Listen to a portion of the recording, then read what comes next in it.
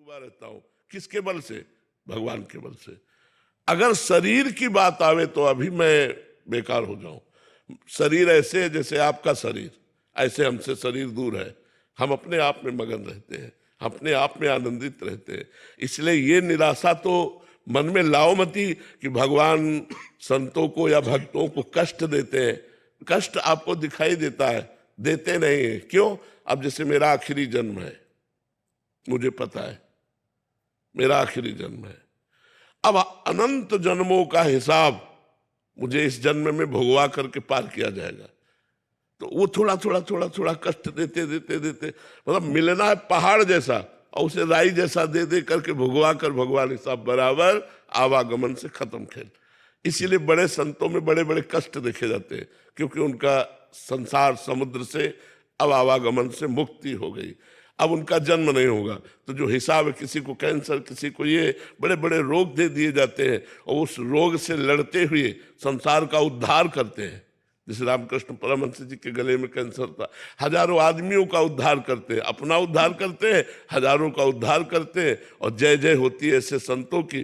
तो ये मत सोचो कि भगवान हमको ऐसा कष्ट दे सकते हैं। भगवान अगर कष्ट देंगे तो उसके साथ इतना बड़ा बल देंगे। यद्यपि कष्ट आपका प्रारब्ध होगा और कृपा भगवान के बल की होगी कि आप रौंद करके उस कष्ट को निकल जाएंगे, आप आनंदित रहेंगे। आप चिंता न करें, ऐसा कष्ट नहीं देते कि भक्त उसमें व्यतीत होकर वो भगवान से दूर हो जाए, वो संसार में फंस जाए, वो दुख में फंस जाए। ऐसा कभी नहीं होता, पक्का समझो। हर आनंद, हर आनंद, हर आनंद, आपसे बात कर रहा हूं, भगवान की शरण में हर आनंद है। आप कैसे, उसका हम कहां तक वर्णन करें। जो प्रतिपल दुलार कर रहे हैं, भगवान जिसको प्यार कर रहे हैं उसको कितना आनंद मिलता होगा। आपको भी प्यार कर रहे हैं, लेकिन आप भगवान के प्यार की तरफ न देखकर संसार के प्यार की तरफ देखते हैं, इसलिए आप हमारे भगवान के प्यार को नहीं देख पा रहे हैं। और जब मेरे तो गिरधर गोपाल दूसरों न कोई, तो सीधे भगवान पे दृष्टि होती है और फिर उनके प्यार का अनुभव होता है। तो आप ऐसा डरिए मत। विपुल शिंदे जी, नासिक से। राधे राधे महाराज जी। महाराज जी, आपके चरणों में कोटि कोटि प्रणाम। महाराज जी, स्वरूप अनुसंधान प्राप्त होने के लिए क्या करें? विवेक। स्वरूपानुसंधान विवेक के द्वारा होता है, और वो विवेक सदगुरु संत का आश्रय लेने से होता है। बिन सत्संग विवेक न होई। बिना साधु संग के, बिना आत्मबोध प्राप्त महापुरुष के विवेक का जागरण नहीं होता। विवेक वही जो सत असत का निर्णय कर सके। सत ब्रह्म, असत माया। उमा कहूं मैं अनुभव अपना, सत हरि भजन जगत सब सपना। जब विवेक जागृत होगा तो जगत स्वाप्निक लगने लगेगा। जैसे स्वप्न के पदार्थ जगने पर झूठे नजर आते हैं, स्वप्न में नहीं, ऐसे विवेक हो जाने पर जगत की जितनी मान प्रतिष्ठा, वाहवाही, सुख सामग्री, भोग सामग्री, ये सब मिथ्या नजर आने लगती है। स्वरूपानुसंधान के लिए सबसे पहली आवश्यकता है सत असत का ज्ञान, विवेक। वो साधु संग से प्राप्त होता है। दूसरा, समस्त भोगों से वैराग्य, लोक परलोक के समस्त भोगों से वैराग्य। क्योंकि जब तक हम शरीर भाव में रहेंगे तब तक मन और इंद्रियों की गुलामी के कारण जो मन इंद्रियां कहेंगी उन भोगों को हम भोगते रहेंगे, और जब तक हम भोग भोगते रहेंगे तब तक करता और भोगता रहेंगे। स्वरूपानुसंधान नहीं हो सकता। स्वरूपानुसंधान के लिए इंद्रिय और मन का व्यापार बंद करना होगा। तपस्या और भजन के बल से विवेक के द्वारा जाने हुए सत्य में स्थित होना पड़ेगा और असत का त्याग करना पड़ेगा। इसे कहते हैं लोक और परलोक के भोगों का वैराग्य। तीसरा, षट संपत्ति। पहला, शम, इंद्रियों का भोगों से हटाना। दम, मन का अपने वश में करना। उपरति, भोगों के समीप रहने पर भी भोगने की इच्छा ना होना। तितिक्षा, सर्दी गर्मी, बरसात, लाभ हानि, सुख दुख, मान अपमान, सबको सहने की सामर्थ्य होना, श्रद्धा, गुरु और संतों के वाक्यों को यथावत विश्वास पूर्वक स्वीकार कर लेना, मुमुक्षुता, मैं मुक्त होना चाहता हूं, ये जब तक बातें नहीं होंगी तब तक स्वरूपानुसंधान नहीं होगा। किसका प्रश्न है? तो स्वरूपानुसंधान के लिए ये 4 बातें और 6 संपत्ति ये होना अत्यंत आवश्यक है। तब वो अपने स्थूल, सूक्ष्म और कारण तीनों देहों का राग त्याग करके अपने स्वरूप में स्थित होता है, जो स्वरूप चिदानंदमय है। जहां स्वरूप में स्थित हुआ परमानंद का द्वार खुल गया, वो आनंद में उमग करके मुक्त अवस्था को प्राप्त हो जाता है, जिसे जीवन मुक्त कहते हैं, जिसे जीवन मुक्ति कहते हैं। आयुषी जी, राधे राधे महाराज जी। महाराज जी, आप कहते हैं कि परमात्मा से जुड़ने से जीवन की बाधा का हल मिल जाता है, लेकिन अक्सर मेरे मन में ये सवाल उठता है कि क्या परमात्मा से जुड़ने से पहले खुद से जुड़ने की जरूरी नहीं है?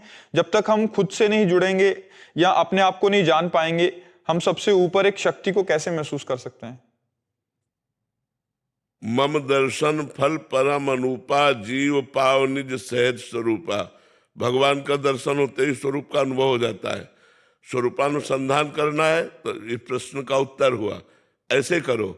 और अगर सहज में जीना है और सहज में प्रभु को प्राप्त करना है और सहज में अपने आप को जानना है तो राधा राधा नाम जप करो, गंदे भोगों का त्याग करो और भगवान से प्रार्थना करो। तो सोई जानई जेहि देहु जनाई, और जानत तुम्हें तुम्हें हो जाई, वो खुद भगवत स्वरूप हो जाता है। ब्रह्मविद ब्रह्म ही भवति, जो ब्रह्म को जान लेता है वो अपने ब्रह्म स्वरूप में स्थित हो जाता है। तो चाहे भगवान के दर्शन की लालसा करो, चाहे स्वरूपानुसंधान करो, बात एक ही है।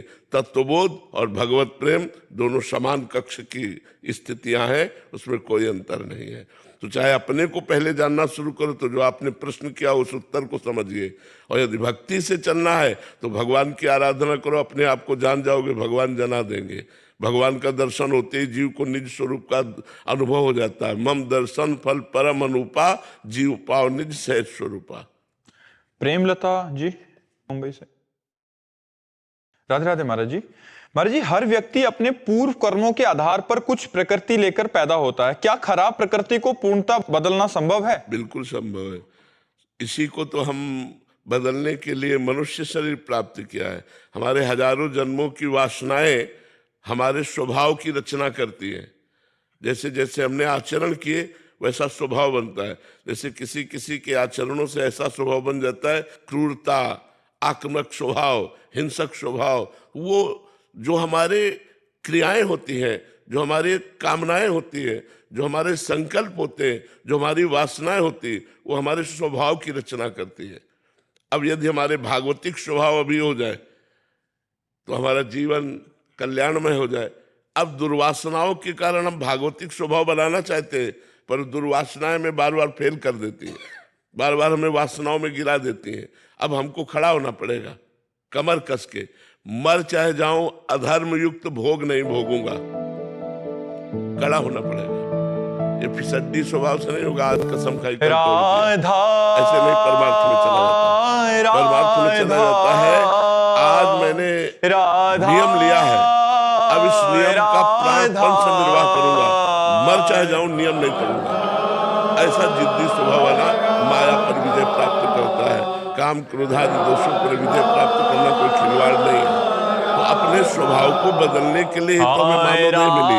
हमको चाहिए संत सद्गुरुदेव की शरण में होकर के उनके द्वारा बताए हुए साधना के मार्ग से हम भगवान की प्राप्ति करें, भगवान का स्वरूप जाने और इस माया प्रपंच से मुक्त हो। ये बड़ी दुर्गति है। आज हम मनुष्य कपड़ा पहने बैठे, लेकिन कितने जीव ठंडी में अमित कुमार जी दुख भोग रहे हैं, कितने जीव प्यासे हैं, कितने जीव जब रसिक संतों के बारे में पढ़ा और सुना तो पता चला कि उन्हें कैसे कैसे भयानक दुख का सामना करना पड़ा। महाराज जी, ये सब जानने के बाद ऐसा लगता है कि अगर इनकी तरह भगवान हमारी भी परीक्षा लेंगे तो हम तो फेल ही हो जाएंगे, हमें कभी श्यामा श्याम की प्राप्ति नहीं हो पाएगी।